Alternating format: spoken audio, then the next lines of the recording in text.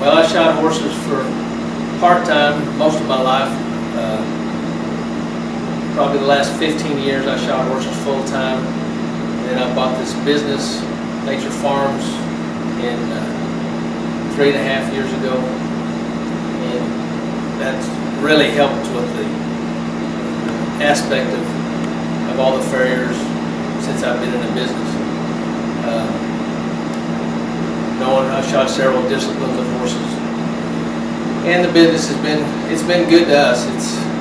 The horse industry is relatively, in this area there's concentrations of several different disciplines, and we've got cutters and reiners and show horses.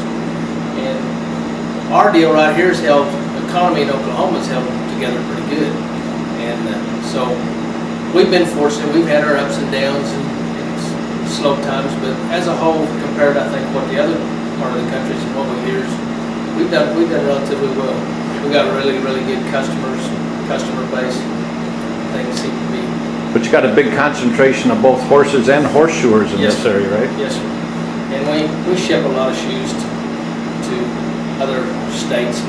We got some good accounts, good people. That's what we couldn't make it without the good people.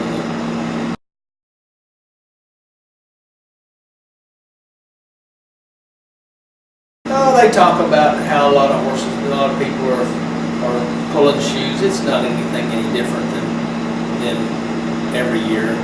The economy has gotten to where I think that actually the farriers seeing it more because the expenses of the fuel and things like that are up. Supplies are up some. It's not. We try to hold our costs down as much for them as we can, but it's still good. People are still buying. You know, the backyard people are still shoeing. Some of them are pulling shoes, getting to the time of year in the fall and the winter that they pull them off. But as a whole, it's held pretty good. I think we're up as far as sales. I think we're up like 5-7% of what it was this time last year. I think that's really good, and we were up that much a year ago. So our business is held good. Of course, we try to get out and do what we can for everybody, keep them involved in it. And but as a whole, it's been good to us. When you were back shoeing full time, what did you tell customers who wanted to put an extra week or two onto their shoeing schedule? I take them off the list. You know, I mean, there's places that you could do that, and there's a lot of times if a horse didn't grow any feet, I wouldn't do it. But when I set a schedule, and I knew they needed done, you know, if they wanted to do that wrong, they're going to have to find somebody else. And it's hard to do because you have to work with the families, and you know that they're in a pinch and one thing and another.